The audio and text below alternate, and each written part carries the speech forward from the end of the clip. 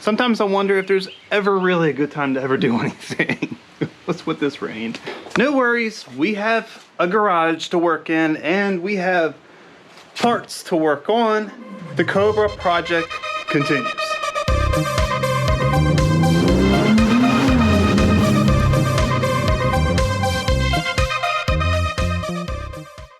Ah yes, the wonderful 97 Cobra is still being worked on. Actually, good thing is, this is the old, oh, it's all over the place. This is the original intake on the car. It's still coated in oil now, I am too. I bought another intake because I broke off a lot of the bolts that the lid goes to. The bolts that bolt this to the heads were fine. None of them broke, thankfully. And I didn't realize how easy it was going to be to extract all the broken bolts. There was pretty much almost every one of these had a broken bolt in them. I think except two. Like this one, I didn't think, no wait. That one had, I think it was like this one and that one or something like that. I don't know. It was like two that didn't, but every other one did. But honestly, all I had to do was take some needle nose vice grips and I just grabbed the end of the bolt. Some of them were sticking this way, some of them were sticking up that way. Whatever way, I would just, twisted them out and it came out. So that saved me a lot of headache of trying to drill out these bolts that I was planning to do. Good thing I didn't, because that would have been a mess.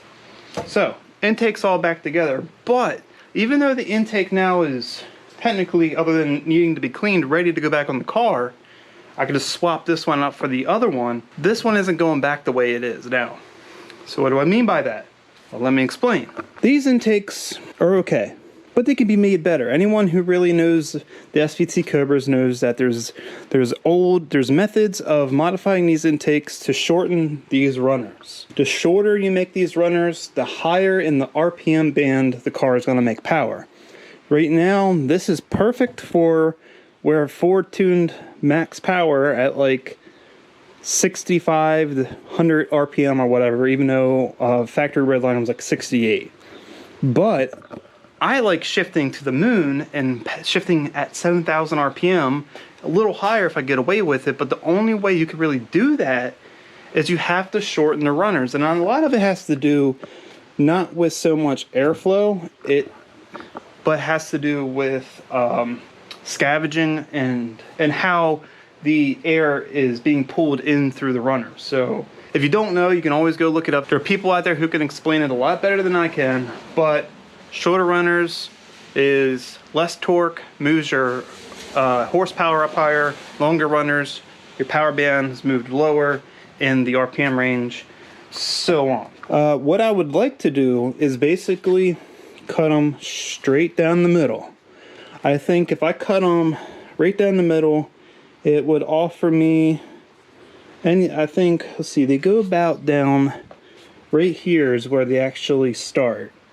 So from here to here is like 6 or 8 inches or something.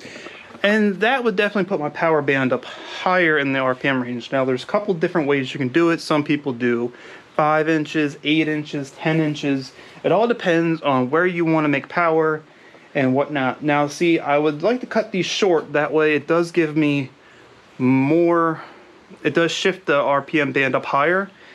I would also like to find a set of working IMRC plates, but have them controlled independently, not by the original setup. Maybe, I don't know. I know, like, I have a set of Mark 8 plates over here that I was going to modify for another purpose. But what I've noticed with those are they are vacuum actuated and not cable actuated, like the ones on these Cobras.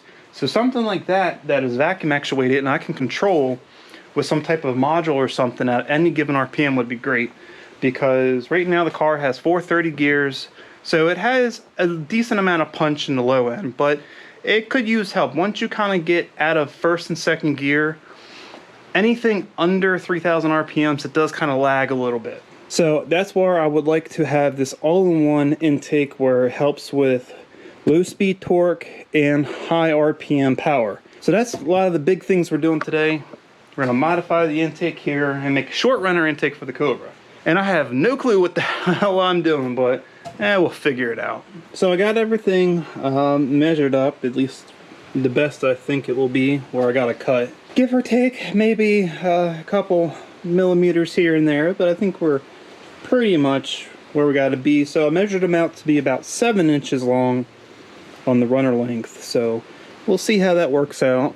I got my new to me, have not used yet, Ryobi grinder here with some cutting disc on them, and I'm going to start going to town on this bad boy, and hopefully I don't screw anything up too bad.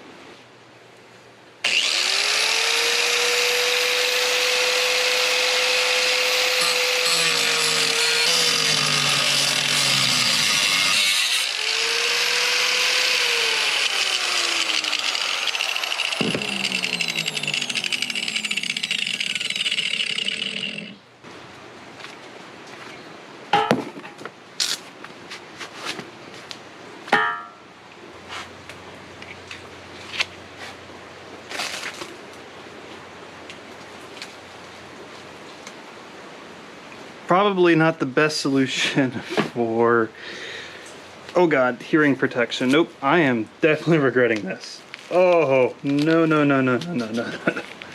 Nope. This was not the smartest thing I could have done today. One moment. A few minutes later. Oh, all right then. Now that that's out of the way. So I do apologize, I didn't get basically the bulk of the cutting on video, mainly because the camera stopped, I didn't know it, and I was like just too far into it to really care. So, I'm sorry, you'll get over it. Good news is, we have a short runner intake thing-ish. And cut all the runners out. Some of them kind of broke, so everything's all jagged and just an awful mess, which obviously we can't leave these. Like, I think this was the nicest one right here, minus it being Sawzall blade kind of going through the bottom down there. You know what? Did I ever say I'm not a professional? So, the big thing is, you know, when they do these short runners, they encourage you to keep these bell mouth ends, which, you know, it's like a funnel, you know, and fluid dynamics show that funnels encourage higher velocities. Get that. Problem is, I'm not going to put these on. There's just no easy way. And honestly, they don't even really look that, like, funneled. You know what I'm saying? Like, I mean, obviously spending a lot of time, I can probably, with a Dremel, file these back where it does create that funnel. I'm still trying to think whether it's best to keep these completely separate from each other, because I don't know if you cut them back where there is space between each runner, that one side is going to compete with the other side. I don't know if it's best to keep them separated. I'm not sure. Nevertheless, that's a lot closer to a short runner intake than it's ever been, so a lot of cleaning up here. Regardless if I do any type of beveled end on each of these runners, it still needs to get cleaned up at least as smooth as possible. I mean, it doesn't have to be super pretty because no one's ever going to see it, but I don't want it to hinder airflow either and cause any turbulence or disruption in how the air is being intaked. Now, there's even a further problem with this. Also, they tell you to raise the floor, which is the bottom of the intake all the way down there. Also can be seen right here, this piece that sticks out. They tell you to raise it up the same distance that you cut the runner. So if I've taken off, I don't know, I forget what these are length, but whatever this amount is how much I raise that floor up. A lot of people weld in aluminum plates into the bottom there. Some people just cut it off from the bottom. And unfortunately, I don't have any way to weld, so I can't do either of those. What I could probably do is maybe, see, all these are in here with an epoxy anyway. You have this like really high heat, super strength epoxy. I could fill in that whole bottom tub piece with some just epoxy, I guess. Theoretically, that would work. And just let it harden, and that would raise the floor. That'd also probably create a little bit of like heat, I guess, reduction from the bottom of the intake, because I guess it would act like a thermal barrier too. So that's a possibility I have to look into. This is a very involved project, like most things, and I was not expecting to be this much work into it, but how I am now. So with that said, because this video is already probably a lot longer than I intended because it's the length of this project, I'm going to make the intake piece probably a two-parter, where the next part basically is cleaning it up and cleaning all these runners up and getting it ready.